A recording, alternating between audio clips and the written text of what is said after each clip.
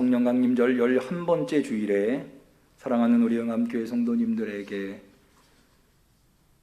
하나님께서 주신 소중한 하나님의 말씀, 마가복음 3장 28절 29절 신약성경 57페이지에 있는 말씀을 우리가 비록 각자 떨어져 있지만 그러나 한 성령님으로 하나가 되었다고 하는 생각으로 우리 다 같이 한 목소리로 하나님의 말씀을 받들어 읽겠습니다. 내가 진실로 너희에게 이르노니 사람의 모든 죄와 무릇 회방하는 회방은 사하심을 얻되 누구든지 성령을 회방하는 자는 사하심을 영원히 얻지 못하고 영원한 죄에 처하느니라 하시니 이는 하나님의 말씀입니다. 아멘.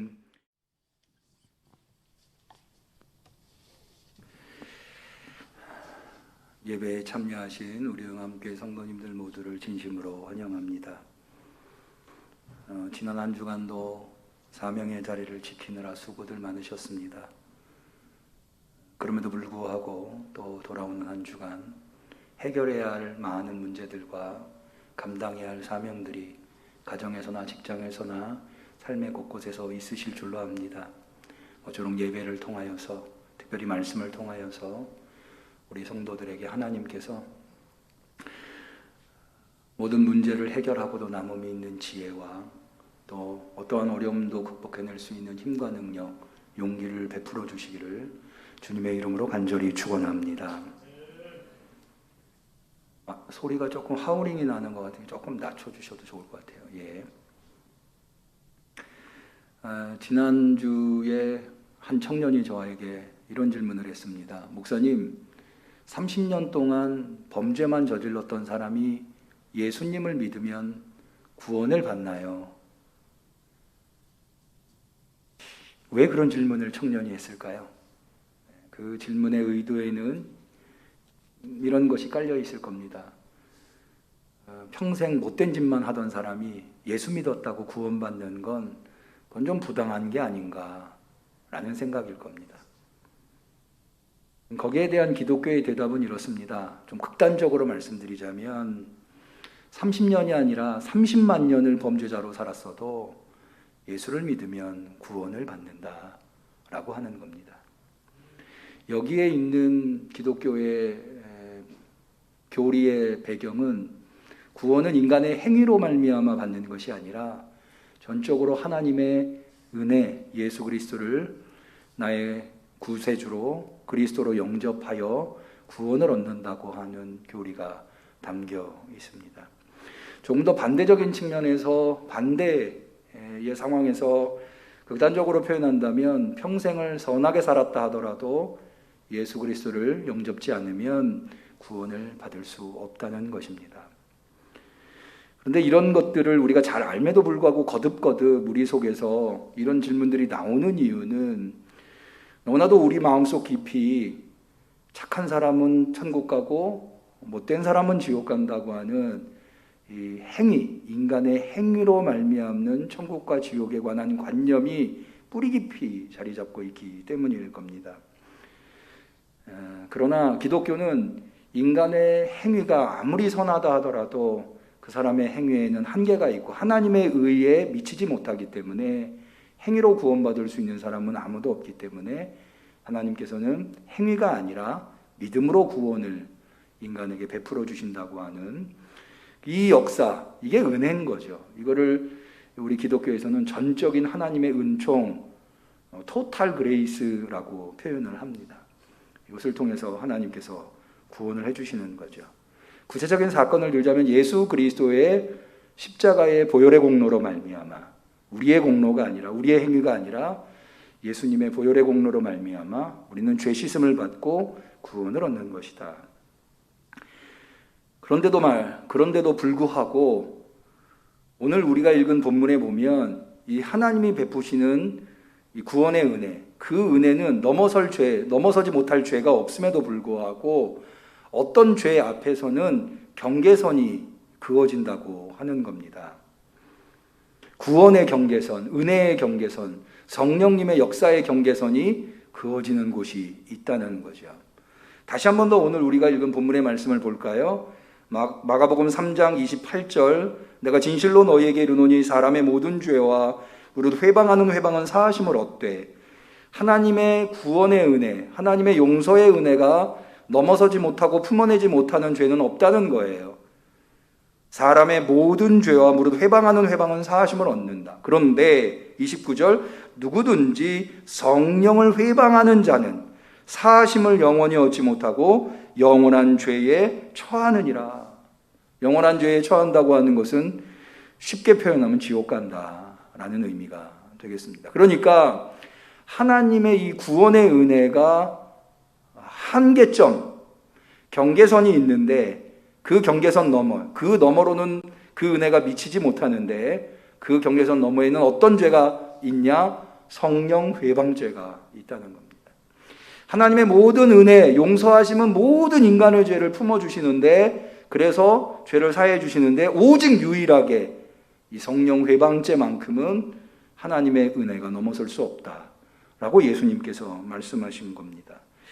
사실 인간의 공로가 아니라 하나님의 전적인 은혜로 구원받는다고 하는 기독교의 가장 기초적인 교리에 우리가 뿌리내리고 있는 성도들에게는 이 굉장히 충격적인 이야기가 아닐 수 없습니다. 하나님의 은혜에 한계가 있다. 하나님의 은혜가 품어내지 못하는 죄가 있다. 도대체 성령 회방죄가 어떤 죄길래 하나님의 은혜에 한계점이 있는가? 참 궁금할 수밖에 없습니다. 오늘 성령 강림절 11번째 주일에 이 말씀을 통해서 우리가 교훈을 얻어보고자 하는 것입니다. 먼저 이것을 이해하기 위해서 왜 예수님께서 성령 회방죄는 영원히 용서받지 못하는 죄라고 말씀하셨는가를 알려면 이 말씀이 나오게 된 본문의 내용을 좀 우리가 알 필요가 있습니다. 예수님께서 집에 들어가셨는데 친족들이 예수님을 찾아 나옵니다. 그러면서 예수님을 비방하기를 미쳤다, 그가 미쳤다라고 표현합니다. 여기 미쳤다라고 하는 것은 광신에 빠지게 되었다라고 하는 의미입니다. 마치 우리가 어떤 사람한테 야, 저 사람 돈에 미쳤어, 어떤 사람 도박에 미쳤어 이렇게 얘기하는 것처럼 친족들은 예수님을 그렇게 보는 겁니다. 예루살렘에서 내려온 서기관들이 또 예수님을 찾아왔는데 이 사람들은 주로 신학자들이라고 할 수 있는데요. 같은 동족이죠. 예수님 유대인들로서. 이 사람들은 한 걸음 더 나갑니다. 미쳤다가 아니라 바알세불에 집혔다.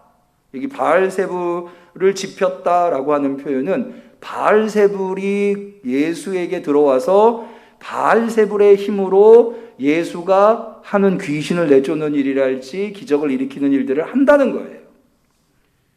이게 바알세불은 그럼 어떤 존재냐? 이 바알이라고 하는 것은 여러분들 우리 성도들 많이 들어보셨을 텐데 구약의 대표적인 우상이죠. 가나안 신인데 이 바알은 원래 우리나라 말로 하면 주인이라고 하는 뜻입니다. 세불은 원래는 세붑입니다. 바알 세붑. 이 바알 세붑이라고 하는 세붑의 바알이라고 하는 말인데요. 세붑은 무슨 뜻이냐면은 높은 곳. 그러니까는 바알 세붑은 이게 블레셋의 신인데 팔레스틴이 원래 블레셋 땅이라고 하는 의미거든요. 이게 팔레스틴 지역에 오랫동안 있었던 이 블레셋 민족이 섬기던 신이 바알 세붑인데 이것은 높은 곳의 주인이라고 하는 뜻입니다. 예컨대 우리가 시편에 보면 하나님은 지극히 높은 곳에 거하시는 분이시다라고 하는 표현이 나오는데 그런 것과 비슷한 의미가 지극히 높은 곳에 계시는 주인이다. 그런 의미로 바알세붑이라고 블레셋 사람들은 신을 섬겼습니다. 그런데 예수님 시대에는 이걸 왜 바알세불이라고 하는가 하면 세붑이나 세불이 좀 비슷하잖아요. 근데 이 단어가 히브리어로는 파리라고 하는 뜻입니다. 그러니까 파리의 주인이다 라고 하는 의미입니다. 근데 파리는 주로 오물과 관련이 있죠. 오물을 좋아하죠. 그래서 오물의 신이라고 하는 의미로 유대인들은 사용했습니다. 그러니까 오물이라고 하는 것은 어떤 의미를 가지고 있는가? 더럽다라고 하는 건데 유대인들의 율법에 의하면 정결법이 굉장히 중요하지 않습니까? 그러니까 정결법과는 반대되는 개념인 거죠. 그래서 이 주로 신약의 복음서에 귀신들 하면은 그 앞에 형용사가 뭐가 붙냐면 더러운 귀신입니다. 귀신하면 더러운 귀신. 그러니까는 오물의 신 하면은 또 다른 의미로 귀신의 신, 귀신의 주인. 그래서 예수님께서 그 다음 23절에 보시면 예수께서 저희를 불러다가 비유로 말씀하시되 사단이 어찌 사단을 쫓아낼 수 있느냐? 바알세불을 지폈다라고 하는 말에 예수님께서 반론을 하시기를 사단이 어떻게 사단을 쫓아낼 수 있느냐? 이 사탄이라고 하는 것은 귀신의 우두머리를 표현하는 것인데 그 바알세불을 예수님은 그렇게 받아들이신 겁니다. 그러면서 예수님께서는 결코 예수님이 귀신을 내쫓거나 병자를 치유하거나 고대에서는 예수님 시대에서는 질병에 드는 것도 다 귀신에 의한 것이라고 보았거든요. 어떤 사람이 갑자기 재앙을 만난다 할지 어쨌든 인생이 망가지는 모든 현상들이 다 귀신의 작용이라고 생각했기 때문에 그런 귀신들을 귀신의 힘으로 내쫓는다면 귀신의 주인의 힘을 빌어서 귀신의 졸개들이 하는 일들을 못하게 하거나 그들을 쫓아낸다면 그런 나라가 설 수 있겠느냐? 그런 나라도 설 수 없고 그런 집도 설 수 없다 라고 예수님께서 말씀하십니다. 사실 이렇게 예수님께서 말씀하시는 데에는 아주 중요한 의미, 어떻게 보면 이 마가복음이 기록될 당시에 이스라엘이 왜 멸망했는가, 예수님의 운명과 이스라엘의 운명에 대한 교훈을 담아두고 있다 하겠습니다. 그것은 뭔가 하면 여러분, 예수님이 누구에 의해서 십자가에 돌아가시게 됩니까? 다른 사람도 아닌 자신의 동족 이스라엘 유대인들에 의해서, 그것도 하나님을 가장 잘 안다고 하는 대제사장들을, 바리새인들, 이런 사람들에 의해서 로마 당국에 고발당하고 결국에는 십자가에 죽게 되시는 모습을 발견하게 됩니다. 오늘 본문은 집, 우리가 흔히 홈이라고 하는, 가정이라고 하는 것과 밀접한 관련이 있습니다. 이 이야기가 나오기 전에 예수님은 공생애를 시작하면서 12제자를 선출하는 이야기가 이 이야기 바로 앞에 나옵니다. 그러면서 이 12를 세워서는 예수님께서 이 12에게 할 수 있는 것을 12에게 요구하는 행동이 있는데, 자, 우리 한번 14절을 볼까요? 이에 12를 세우셨으니 이는 자기와 함께 있게 하시고, 함께 있는 자. 그러니까 12은 예수님과 함께 있는 사람들. 여러분, 가족은 누구입니까? 집안에 함께 있는 사람들을 의미합니다. 또한 그들이 함께 있을 뿐만 아니라 보내사 전도도 하며 귀신을 내어 쫓는 권세도 있게 하려 하심이로라. 예수님이 귀신을 내쫓을 뿐만 아니라 예수님이 선발한 12 제자들도 예수님과 동일한 행동을 할 수 있도록, 이런 사람들을 흔히 우리가 뭐라고 말합니까? 동지라고 말합니다. 그러니까 함께 있을 뿐만 아니라 뜻을 같이 해서 같은 행동을 하고 있는 사람들, 누구보다도 가족이라고 할 수가 있는 거죠. 그러니까는 예수님은 12를 그냥 제자들, 가르치는 학생들로 뽑은 게 아니라 예수님의 가족을 뽑으신 겁니다. 예수님의 가족을 뽑은 이야기가 나온 다음에 실제로 예수님의 육신의 가족에 의해서 배척당하는 이야기가, 예수님이 이 이야기가 어디에서 나오는가? 앞서 제가 말씀드렸지만 집에서 있습니다. 여러분, 집이라고 하는 곳은 어디입니까? 우리 응암교회 성도님들은 대부분 이제 응암동에 사시니까 공감을 하실 것 같은데요.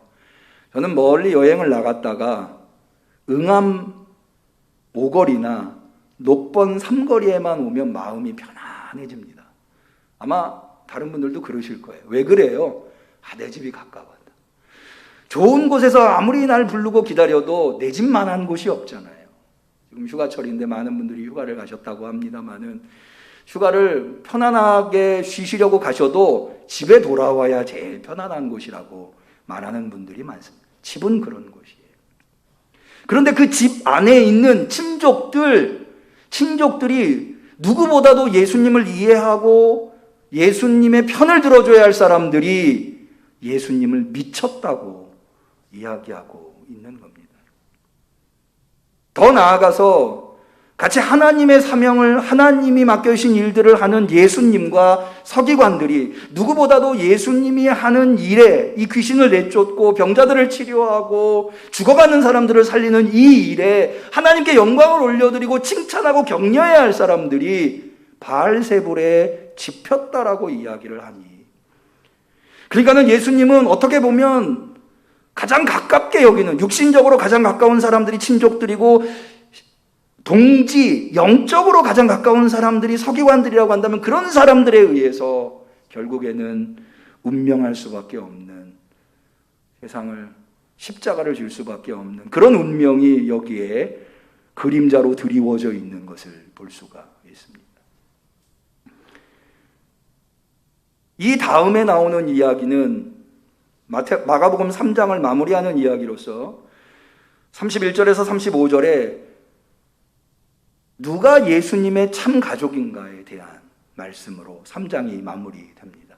예수님을 찾아온 가족들이, 아까는 친족이라고 했는데 31절에 보면 예수의 모친과 동생들이 예수님을 찾아옵니다. 예수님을 찾아왔다고, 어머니랑 동생들이 찾아왔다고 예수님한테 전달하자 예수님께서 35절에 이렇게 누가 내 모친이고 내 동생이냐? 누구든지 하나님의 뜻대로 하는 자는 내 형제요 자매요 모친이니라. 새로운 예수님의 가족을 소개하고 있는 것을 볼 수가 있습니다. 참으로 예수님이 짊어지신 십자가는 예수님에게는 가혹한 십자가임을 알 수 있습니다. 다른 사람도 아니고 누구보다도 자기를 잘 이해해 줘야 할 사람들에 의해서 배척당해서 결국에는 십자가에 죽는다고 하는 것, 자기 동족에 의해서, 그것도 로마에 고발돼서 죽을 수밖에 없다고 하는 것은 참으로 안타까운 일이 아닐 수 없습니다.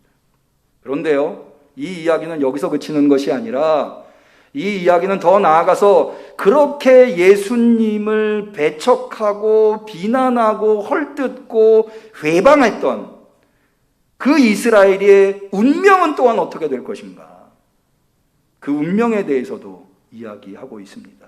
그것은 뭔가 하면 예수님 말씀하셨죠.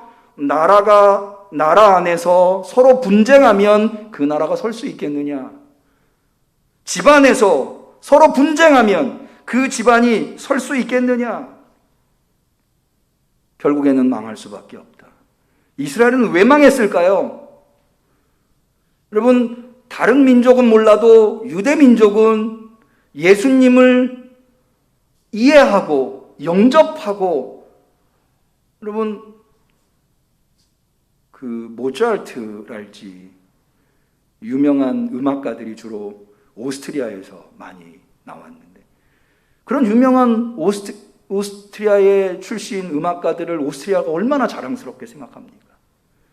심지어 영국의 셰익스피어 같은 경우는 영국이 인도와도 바꾸지 않겠다고 이야기할 정도로 자랑스러워하는 영국의 대문호 아닙니까? 여러분, 유대인으로서 예수님 인류의 구세주가 왔다고 하면 이거는 정말로 유대인들한테는 자랑거리고 영광이고, 그런데 오히려 유대인들은 예수님을 거부하는 것으로 그치는 것이 아니라 예수님을 결국에는 십자가에 못 박게 되었다고 하는 것. 이것은 이스라엘이 왜 역사 속에서 멸망할 수밖에 없었는가, 유대인들이 역사 속에서 무너질 수밖에 없었는가를 단적으로 보여주는 것이다 하겠습니다. 이것을 통해서 우리가 얻을 수 있는 교훈은 대단히 중요합니다. 여러분, 사실 오늘날 우리 한국 사회뿐만 아니라 가정과 교회와 온 세상이 겪고 있는 고통은 어쩌면 여기에서 오는 것일런지 모릅니다. 그것은 뭔가 하면, 여러분, 가족이 무엇입니까? 아내가, 남편이, 자식이, 부모가 다른 사람들한테 손가락질 받고 비난받을 일을 했다 하더라도, 다른 사람은 몰라도 내 아내만큼은, 내 남편만큼은, 내 자식만큼은, 내 부모만큼은 내가 편을 들어줘야 할, 품어줘야 할 대상이 가족 아닙니까? 그런데 그러지 못하는 거죠. 오늘날 왜 많은 가족들이 위기를 경험하고 오늘날 많은 가족들이 망하고 맙니까? 바로 이 지점. 비난할 줄만 알았지 품어줄 줄을 모르는, 바로 이 지점에서 결국에는 가정이 무너지는 것. 예수님이 말씀하신 대로 만일 집이 스스로 분쟁하면 그 집이 설 수 없다라고 하신 이 말씀이 우리한테 너무나도 안타깝게 다가오는 말씀이 아닌가. 여러분,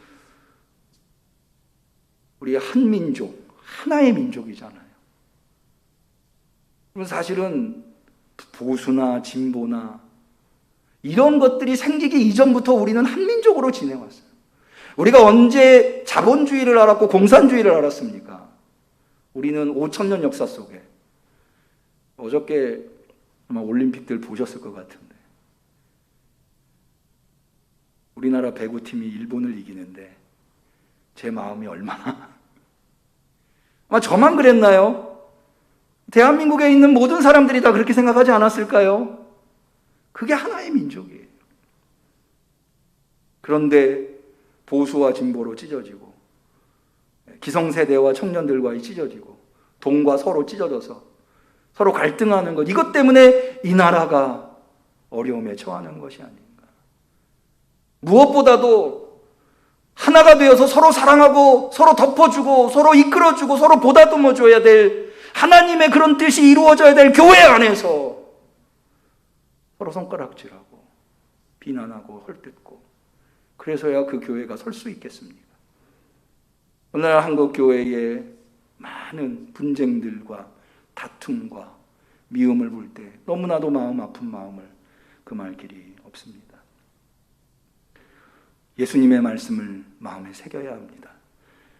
나라가 스스로 분쟁하면 그 나라가 설 수 없고, 집이 서로 스스로 분쟁하면 그 집이 설 수 없다. 우리 응암교회는, 우리 응암교회 성도님들은 아무리 힘들고 어려운 상황 속에서도 가족들끼리 서로 뜨겁게 사랑하고 서로 위해주고 서로 보다듬어주고, 우리 응암교회 성도들은 성도들끼리 서로 뜨겁게 사랑하고, 할렐루야. 그래서 우뚝 서갈 수 있는 그런 귀한 하나님의 공동체가 되시기를 축원합니다. 두 번째로, 이 마가복음 안에서 우리가 맨 처음에 배워보려고 했었던 그 질문, 대답을 얻어보려고 했었던 질문, 성령 회방죄가 도대체 어떤 죄길래 하나님의 은혜가 거기에서 멈춰서는가, 그것을 넘어서지 못하는가. 여러분, 예수님께서는 많은 귀신을 내쫓으셨습니다. 그런데 예수님이 귀신을 내쫓을 수 있으셨던 것은 귀신의 우두머리인 사탄을 이겨내셨기 때문에 가능한 것입니다. 믿으시기를 축원합니다. 예수님 본문에서 말씀하십니다. 사람이 먼저 강한 자를 결박지 않고는 그 강한 자의 집에 들어가 세간을 늑탈하지 못하리니 결박한 후에야 그 집을 늑탈하리라. 여기 늑탈이라고 되어 있습니다만은 점령이라고 한번 생각해 보십시다. 차지하는 것이라고. 여러분, 귀신이 역사하는, 귀신이 활동하는 공간을 차지하기 위해서, 예수님께서 차지하기 위해서는 먼저 뭐부터 해야 되냐? 귀신의 우두머리인 사탄을 이겨내지 않고는 그것이 불가능하다는 겁니다. 다시 말해서 예수님이 귀신을 내쫓고 예수님이 선출한 제자들이 귀신을 내쫓았다는 것은 예수님이 이미 누구를 이겼다는 겁니까? 사탄을 이겼다는 거예요. 믿으시기를 바랍니다. 여러분, 인류 역사 속에 사탄을 이긴 자는 오직 예수 그리스도뿐임을 믿으시기를 축원합니다. 사탄을 무엇으로 이길 수 있을까요? 인간이 아무리 문명이 발달하고 아무리 많은 물질 문명이 발달해도 사탄을 이길 수 있는 것은 없습니다. 사탄이 두려워하는 것은 오직 딱 하나, 자기를 짓밟고 자기를 이겨낸 예수 그리스도, 그분만을 두려워합니다. 앞서 말씀드린 대로 사탄이 하는 일이 무엇입니까? 귀신이 하는 일이 무엇입니까? 하나님이 우리를 어떻게 만드셨습니까? 인간을 가장 아름다운 이 피조세계의 면류관으로 만드셨는데, 그 면류관인 인간, 피조세계의 영광인, 하나님의 영광인 인간을 망가뜨리고 인간의 그 영광을 훼손하고, 그래서 인간이 참으로 불행하게 살 수밖에 없게 만드는 모든 것들, 그것은 귀신의 세력에 의한 것이라고, 사탄의 세력에 의한 것이라고 할 수 있습니다. 바로 그 인간을 무너뜨리고 망가뜨리는, 인간의 삶을 훼손하는 모든 것들을 제거하시기 위해서 이 땅에 오신 분이 예수 그리스도라고 할 수 있습니다. 그래서 마가복음에 의하면 예수 그리스도의 첫 번째 사역이 가버나움 회당에서 귀신을 내쫓는 것이었습니다. 그러니까 우리는 오직 예수 그리스도 안에서만 마귀를 이기고 우리를 무너뜨리고 우리의 삶을 무너뜨리는 악한 세력들을 이겨낼 수 있는 겁니다. 예수 그리스도를 통해서 승리할 수 있는 우리와 함께 성도님들이 되시기를 축원합니다. 예수 그리스도가 이 땅에 오셔서 사탄을 이기셨다고 하는 것은 우리에게 얼마나, 그래서 예수님의 오심은 복된 소식, 좋은 소식, 이제 우리는 더 이상 그 악한 세력의 지배 아래에서 신음하며 살아가지 않아도 되는, 그 악한 세력을 극복하고 이겨내고 참으로 아름답고 행복한 삶을 살아갈 수 있는 길이 예수 그리스도 안에서 열리게 된 겁니다. 예수 그리스도께서 그렇게 하실 수 있으셨던 것은 예수님께서 공생애를 시작하기 전에 세례받으실 때에 하늘문이 열리고 하늘로부터 예수님에게 임한 성령에 의해서 또한 그렇게 하실 수 있는 겁니다. 그러므로 사탄을 이기고 귀신을 내쫓는 모든 사역에는 성령님이 역사하신 겁니다. 바알세불에 의해 집혔다라고 비난하고 헐뜯는 것은 바로 예수님을 헐뜯는 것이고 성령님을 헐뜯는 것이 되는 겁니다. 예수님을 헐뜯고 비난하고 예수님을 거부하고, 그래서야 어떻게 구원을 받겠습니까?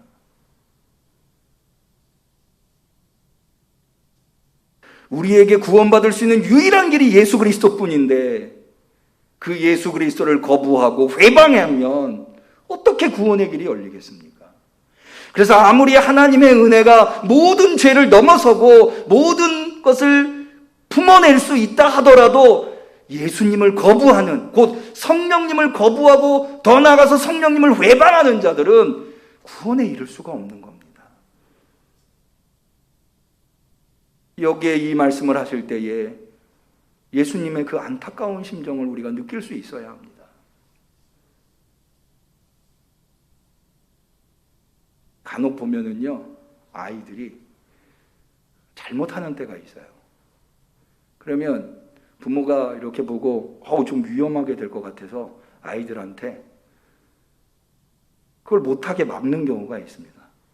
그거 그렇게 하면 안 돼. 너 다쳐. 내가 해줄게.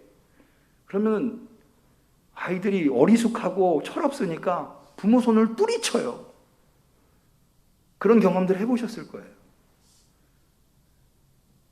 그러면 강제로라도 아이가 다치지 않도록 부모는 할 수 있지만 사실 예수님은 그렇게 하지 않으세요. 왜냐? 여기에 아주 중요하면서도 신비로운 이 예수님의 구원의 의미가 있는데요.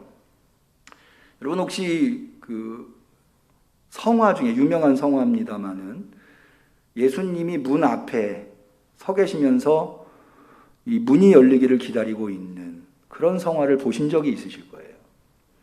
그런데요, 그 성화를 유심히 보신 분은 아시는지 모르겠지만 그 문에 문고리가 없습니다. 왜 그런가 하면 그 문은 밖에서는 열 수 없는 문이에요. 안에서만 열 수 있는 문입니다. 그 문은 마음의 문을 의미합니다. 물론 예수님께서 얼마든지 능력이 있으시니까 그 문을 부시고 들어가실 수 있으세요. 그런데요, 그렇게 강압에 의해서 예수님께서 뭔가 강력한 힘에 의해서 그 문을 부시고 들어가서 그 사람에게 믿음을 갖게 하시는 것은 그거는 순수한 믿음이라고 할 수 없는 겁니다. 예수님은 우리가 예수님을 선택할 수 있도록.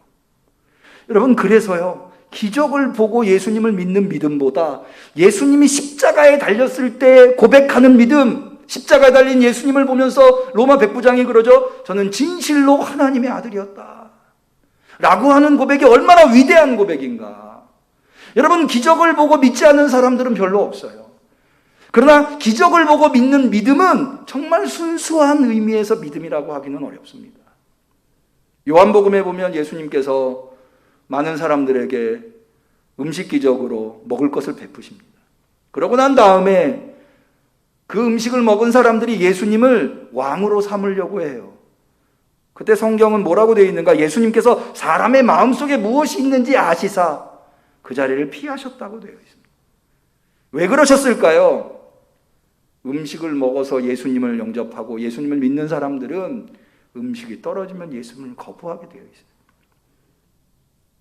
어려움의 자리에서, 고난의 자리에서 그 고난이 해결되지 않아도 예수님을 받아들이고, 그래서 시편 50편의 다윗의 고백이 위대한 거예요.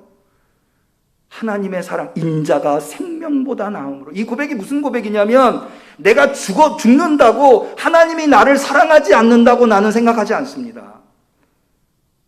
많은 사람들은 하나님이 나를 사랑한다면 왜 죽게 내버려 두십니까? 할 때지만, 다윗은 거기에서 더 나아가서 하나님 나의 생명을 취하셔도 나는 하나님을 사랑할 겁니다.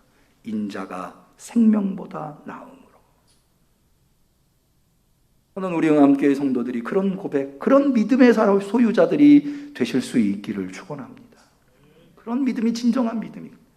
부모가 나한테 뭘 잘해줘서가 아니라 부모이기 때문에 부모에게 효를 다하는 것. 여러분, 욥기에 보면은요, 사탄이 세상을 두루 다니다가 하나님 앞에 옵니다. 하나님이 사탄에게 욥을 두고 이렇게, 너 욥을 보았느냐? 욥만한 사람이 없다. 그때 사탄이 뭐라고 그러는지 아십니까?